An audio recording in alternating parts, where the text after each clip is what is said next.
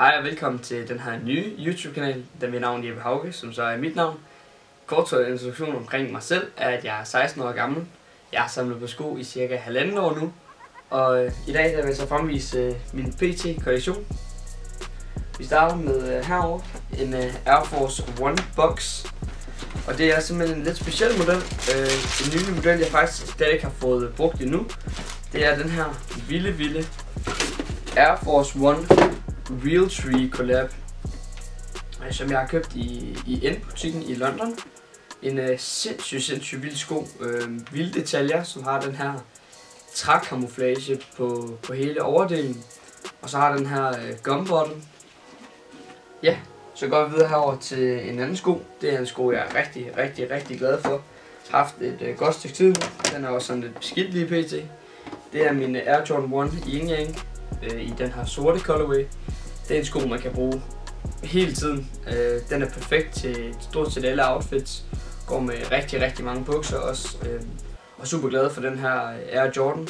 Jeg har ejet en del Air Jordans igennem min korte tid som sneakersamler. Jeg har ejet Air Jordan 1 Gold Medal. Den er der billede af her. Og jeg har ejet Air Jordan 1 New Love modellen. Det var så en mid-top. Og den er der billede her. Og så er det her så det nuværende eneste par jeg har af Jordans, men helt sikkert at jeg snart skal have flere Jordans til min kollektion. Ja, så kommer vi også til et par jeg faktisk slet ikke har fået brugt endnu. Det er de her Raf Simons Navy colorway.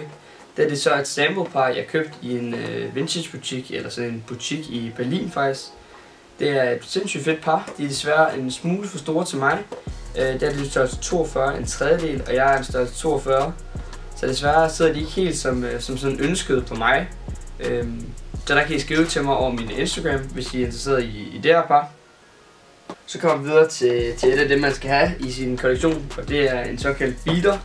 Det er den, man skal kunne tage på til fester, eller hvis man skal et eller andet sted hen, hvor en sko måske risikerer at blive lidt beskidte eller lidt smadret, så skal man have en beater. Og jeg har simpelthen et par Reebok. Jeg har simpelthen glemt, hvad modellen hedder, men det er sådan et par klassiske Reebok i hvid. Ikke særlig dyre, men rigtig fin sko. Nem at gøre rent, fordi den er fuld læder. Og egentlig også en meget behagelig sko, der går med langt de fleste outfits. Så kommer vi simpelthen videre til igen en af de mere specielle sko i min kollektion. Det er en af dem, jeg desværre er ved at gå lidt ud af. Men en sko, jeg har brugt rigtig meget. Også til fester og til koncerter og andet. Og bare generelt hverdagsbrug. Det er min Nike Air Up Tempo. Skoen, som er kendt som den, vi har først før, den var kendt af Michael Jordan. Det er det så Michael Jordans holdkammerat, der primært gjorde den populær, da de spillede sammen. Han hed Scottie Pippen. Og han havde den her på, når han spiller basketball. Og det er en sko, jeg rigtig gerne længe ville have fat på. Og så valgte jeg simpelthen den her sorte og hvide colorway, jeg købte over Facebook. Så kommer vi simpelthen videre til min yndlingspar i den her kollektion, jeg har. Det er min Air Max 97 Country Camo Italy Edition. Som I kan se i B-rollen her, så er det, altså der er italienske flag op på Nike-logoet. Og den er så fed, synes jeg. Altså jeg synes virkelig, det er en vild camo, jeg aldrig har set før. Og jeg må også blive en del penge for den. Jeg købte den i en resellerbutik, der var på ferie i sommer. Og jeg synes, den har været pengene værd, fordi jeg har nyt hver eneste gang, jeg har haft den på. Og det er helt klart noget, folk lægger mærke til, når man er på. Og den går også med, hvis du kan sammensætte den til nogle rigtig vilde outfits, kan det så blive til. Og videre til det nyeste par i min kollektion. Og det er simpelthen et par, jeg rigtig gerne længe ville have haft. Og så stødte jeg på dem på Facebook og tænkte, nu skal det være. Det er de her Air Force One Swoosh Pack, som blev udgivet sidste år og blev reddet væk fra hylderne ret så hurtigt. Det er den her klassiske Air Force One i sort, den blev også udgivet i hvid og i en sail colorway. Og så er det simpelthen det specielle ved den, det er jo, at du kan skifte de her swooshes, der sidder på, til en masse forskellige farver, du får med. Der er også et swoosh logo, eller ikke swoosh logo, der er et Nike logo heroppe på tungen, som er også muligt at udskifte. Og generelt er det her bare en super vild sko, hvor mulighederne stort set er uendelige med.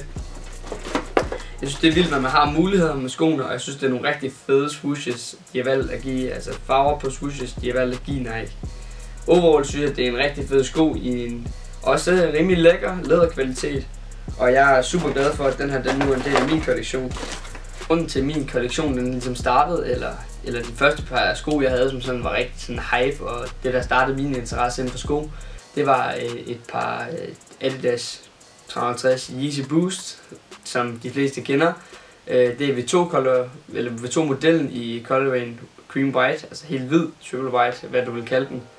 Rigtig fede sko, synes jeg dengang. Så bagefter, i mellemtiden der, så købte et par Pharrell Human Races, en af mine absolute grails i den sorte og gule colorway. En af de første colorways, som var rimelig eftertragtet. Ikke lige da de kom ud, men bagefter er priserne steget fuldstændig vanvittigt. Det var desværre en sko, jeg voksede ud af her til sommer. Efter at have brugt den utallige mange gange, så solgte jeg den igen.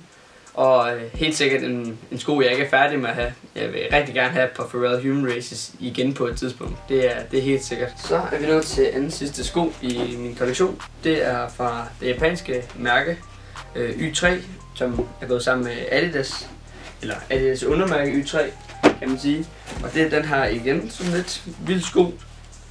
Jeg har simpelthen glemt modelnavnet, men det er noget med noget net.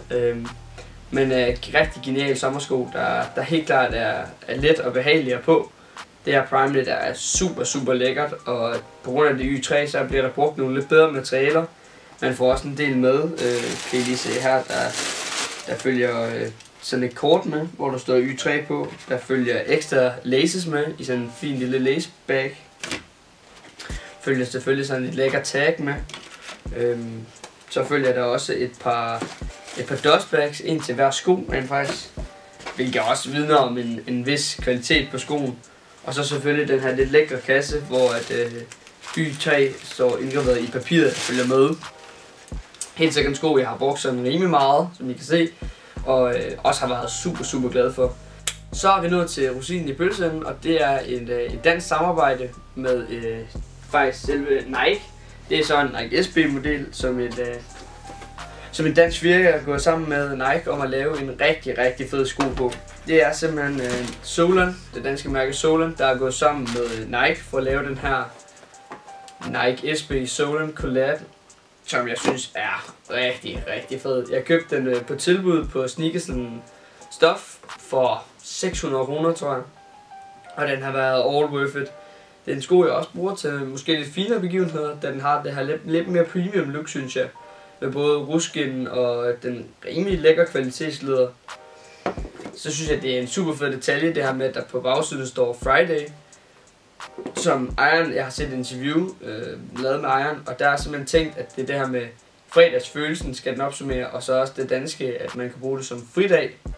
Generelt er der jo tænkt en del detaljer ind. Solan står jo for Sjælland. Og generelt synes jeg, det er rigtig fedt, at de danske modebrands får mulighed for at samarbejde med så store brands som Nike og Adidas og Puma. Jeg synes, det er vildt fedt at se, og jeg er super glad for at eje den sko. Det var så alt for min kollektion. I skal have tusind tak for, at I har set med, og det var så min første video på den her Jeppe Hauge-kanal. Hvis I kunne lide videoen, så vil I meget gerne subscribe. Jeg skal love, at der kommer flere skovideoer, og også videoer omhandlende tøj og musik og meget andet. Så abonner rigtig gerne. Tusind tak for, at I så med. Vi ses en anden gang.